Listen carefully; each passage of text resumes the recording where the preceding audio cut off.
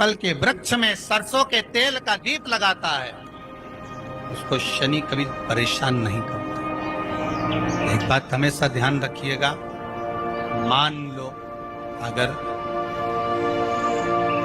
कोई भारी रोग ऐसा शनि महाराज के कारण हो गया हो, अच्छे काम करते करते उल्टे हो रहे हैं, होते हैं किसी किसी के साथ में, विपरीत परिस्थितियां आ जाती है, अच्छा करने जाओ बुरा हो जाता है,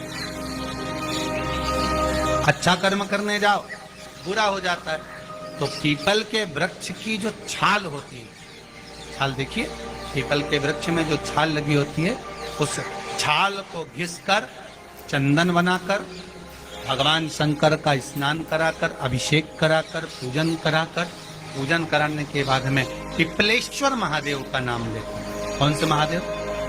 पिपलेश्वर ने बोला, लक्ष्मी आज शनिवार का दिन है, जिस दिन अपन इस दरिद्रता से मिलने के लिए पीपल के पेड़ के नीचे आए हैं। हिंदू धर्म में ये दिन पीपल के वृक्ष के लिए पूजनीय होगा। जो भी शनिवार के दिन पीपल के वृक्ष की पूजन करेगा, दूध चढ़ाएगा या मिष्ठान का भोग लगाएगा, लक्ष्मी और नारायण उसके घर में प्रवेश कर जाएगा। लक्ष्मी और नारायण उसके घर में प्रवेश करेगा, इसलिए नियम बनाया। कौन से दिन का? शनिवार। लक्ष्मी जी बोली, नारायण आपने तो एक दिन का वार लिख दिया, शंकर जी ने 7 वार बनाए हैं, रविवार, सोमवार, मंगल, बुध, गुरु, शुक्र और शनि, ये शिव जी ने बनाए।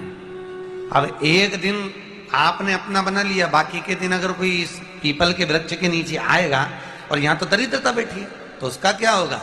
भगवान नारायण बोले, सुन दरिद्रता, तेरे से एक विनती है, अगर कोई भी मनुष्य इस पीपल के पेड़ के नीचे अगर 7 दिन में आता है और उसके हाथ में अगर कोई सामग्री होती है, तो तू उसके घर में प्रवेश नहीं करेगी। नियम है पीपल के वृक्ष का, या तो पानी का लोटा लेकर जाओ, कुंकू का चोपड़ा लेकर जाओ, शक्कर लेकर जाओ, या पेड़ के नीचे चींटी को डालने के लिए आटा ले जाओ, पर खाली हाथ पीपल के वृक्ष के नीचे कभी मत जाओ, कभी नहीं जाओ। खाली हाथ जाओगे तो दरिद्रता तुम्हारे घर में प्रवेश करेगी। दरिद्रता उठकर खड़ी होकर बोली, नारायण तुमने अपनी मनमानी करी है, एक दिन मुझे भी मेरा चाहिए। भगवान ने कहा, बोल कौन सा दिन चाहिए? दरिद्रता कहती है, रविवार के दिन इस पीपल के वृक्ष के नीचे मैं दिन भर नृत्य करूं, इसमें रहूं, और जो यहां आए रविवार को मैं उसके घर में प्रवेश करूं। भगवान ने कहा, ठीक है। दरिद्रता, रविवार का दिन एक ऐसा दिन रहेगा जिस दिन तू इस पीपल के वृक्ष के नीचे नृत्य करेगी, और जो आएगा इस पीपल के वृक्ष के नीचे तो उसके साथ प्रवेश करेगी। मैंने तुझे वर दिया। इसलिए हमारे यहाँ केवल पीपल का वृक्ष अगर दीवार में भी लग जाता है ना, किसी की फैक्ट्री की दीवार में, किसी के घर की दीवार में पीपल का वृक्ष अगर लग जाता है, पीपल का पौधा लग जाता है, उसको कितना भी तोड़ लो वो वापिस लग जाएगा। फिर तोड़ोगे फिर लग जाएगा। अगर पीपल के पौधे को तोड़ना है तो केवल रविवार का दिन एक नींबू, एक मिर्ची और बमूल का कांटा, ये 3 चीजें रखने के बाद में आधे घंटे बाद रविवार के दिन पीपल के पेड़ को उखाड़ कर फेंक दो। दूसरी बार कभी पीपल दीवार में लगता ही नहीं है, कभी नहीं लग सकता। केवल एक रविवार का, केवल एक संगीत, इतवार का। घर में दीवानों पर अगर पीपल लग भी गया है, इसलिए पीपल के वृक्ष को उखाड़ने का, अगर घर में पीपल लगा हुआ है या पीपल का पौधा हमारे घर में लग गया, उसको उतारना, निकालना, लगाना, तो पीपल के वृक्ष को अगर निकाला जाता है तो रविवार के दिन, और अगर पीपल के वृक्ष को कहीं लगाया जाता है तो सोमवार के दिन या मंगलवार के दिन, बुधवार के दिन, इन दिनों में लगा सकते पीपल के वृक्ष कहीं लगाना। शनिवार का दिन एक ऐसा दिन होता है जिस दिन पीपल के वृक्ष को कहीं जाकर लगाया नहीं जाता, क्योंकि शनिवार के दिन पीपल के वृक्ष के नीचे लक्ष्मी रहती है। हम अपने हाथों से अगर पीपल का वृक्ष किसी दूसरी जगह पर शनिवार को रोपित करते हैं तो हमारे घर की लक्ष्मी अपने घर से छिन्न होकर चली जाती है। इसलिए शनिवार के दिन पीपल लगाया नहीं जाता, किसी के घर जाकर उसको वापस पलटा नहीं जाता। लग गया उसको डाल। प्रभु मेरी धर्म पत्नी को कहाँ रखूं आप बताओ? वो तो जहां यज्ञ होता है, अनुष्ठान होता है, दान होता है, पुण्य होता है, सत्कर्म होता है, वहां जाने को तैयार नहीं। अब करूं क्या?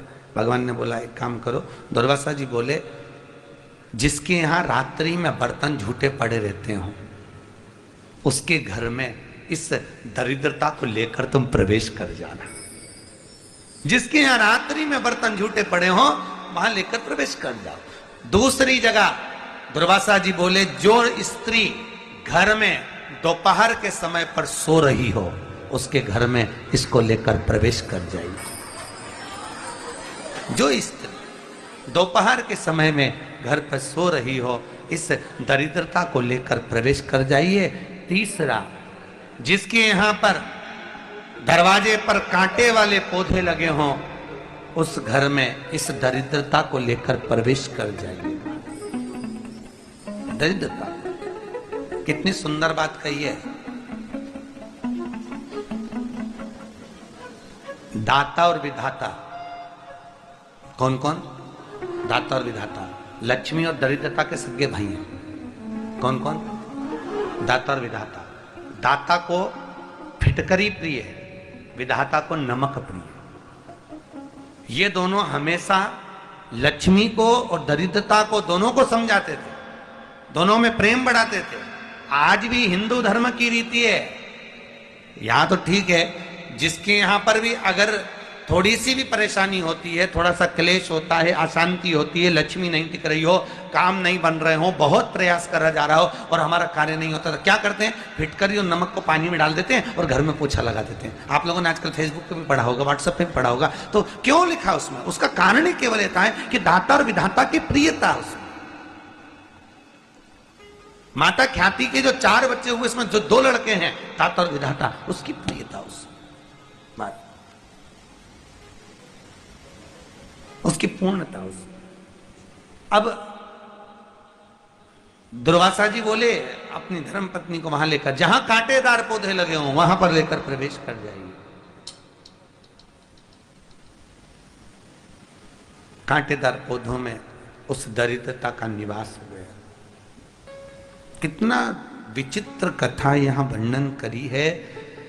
श्रीमद् भागवत के अंतर्गत जो वर्णन किया कि मृत्यु निश्चित है। श्री शिवाय नमस्तुभ्यं। दर्शकों, हर हर महादेव।